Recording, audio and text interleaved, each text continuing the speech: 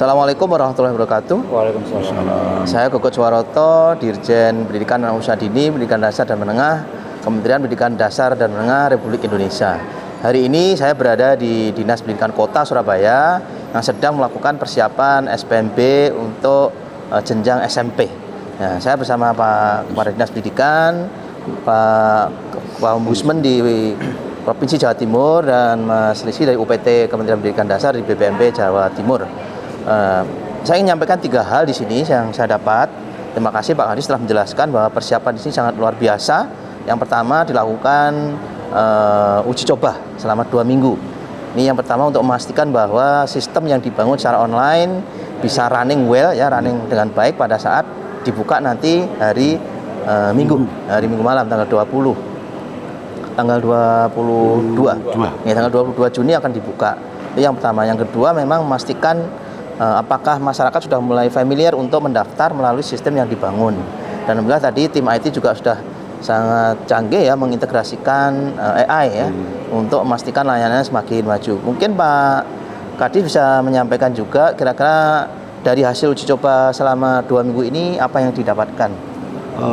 Terima kasih Bapak ini atas kunjungannya, pendampingan dari teman-teman BPMP ini. Saya terima kasih Pak Kepala, termasuk teman Ombudsman, biasanya mesti datang ke sini ini memantau, saling mengisi. Alhamdulillah trial ini alhamdulillah nampaknya warga mudah-mudahan sudah siap. Dari hasil trial itu hampir 30.000. Di aplikasi kami juga 30.000 siswa.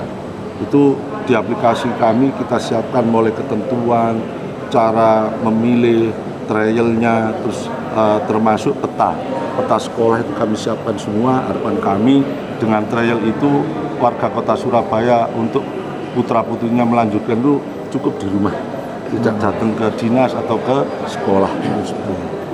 Ini yang ada di lokasi ini apa saja Pak? Saya lihat ada beberapa pos-pos ini. Jadi ini Pak, ini standar yang di kota Surabaya, di Dinas Pendidikan Kota, di sekolah pun sama. Kami siapkan posko konsultasi.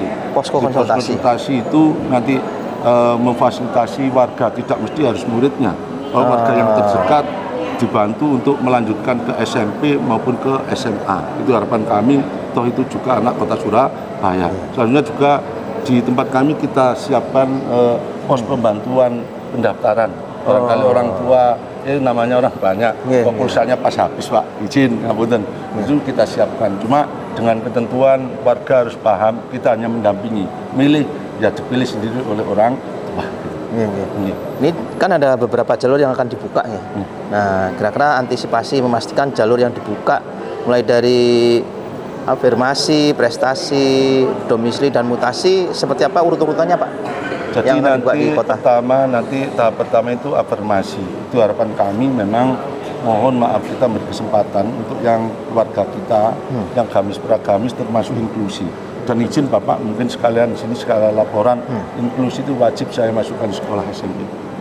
Jadi setelah itu nanti kuotanya untuk teman-teman afirmasi. Kenapa? Karena dengan pertimbangan itu nanti masih ada jalur prestasi dan domisili. Ini harapan kami itu sama. Nanti intervensinya yang afirmasi tetap dapat intervensi dari pemerintah kota. Kelengkapan sekolahnya sama. Itu yang inklusi kita utamakan dulu. Setelah itu untuk jalur gamis beragamis. Itu. Setelah itu mutasi. Setelah itu lagi itu untuk jalur prestasi akademis maupun akademis. Non akademis. Setelah itu yang terakhir nanti domisili.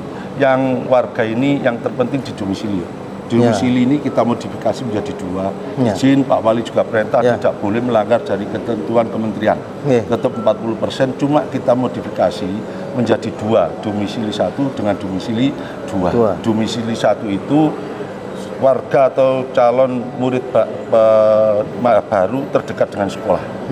Mengabaikan kecamatan kelurahan.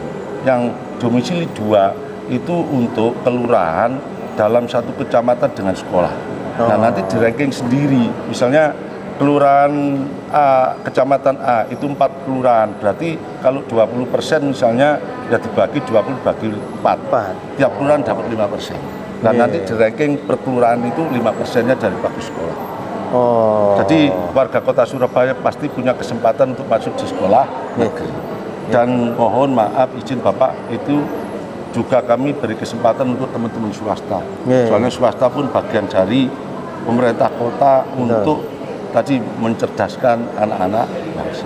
Berarti ada SPMB bersama dengan sekolah swasta, Pak? Ya, ini sekalian Bapak izin nanti di domisili itu langsung kita bersama, Ya. SPMB-nya bersama, ada negeri, ada swasta. Nanti orang tua sudah bisa milih.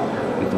Nah untuk yang gamis pragamis jangan takut, kalau ke swasta pun intervensinya sama, dan pemerintah kota sama, tetap gratis, tetap perlengkapan sekolahnya. Makasih Pak Kadis. Jadi ini Kota Surabaya sepertinya persiapannya sudah sangat matang ya. Dan dari awal juga yang kami himbau dari pemerintah pusat bahwa melibatkan swasta sudah dilakukan, dan juga melibatkan berbagai macam stakeholder ya, dinas sosial, dukcapil, termasuk juga ombudsman yang ada di sini ya. Mungkin Pak Muhammad, Pak Ombudsman yang bisa menyampaikan pantauan dan kerjasamanya sudah dilakukan dengan dinas kota. Terima kasih Pak Dirjen, Pak Kadis, dan Pak dari BPD PMPD.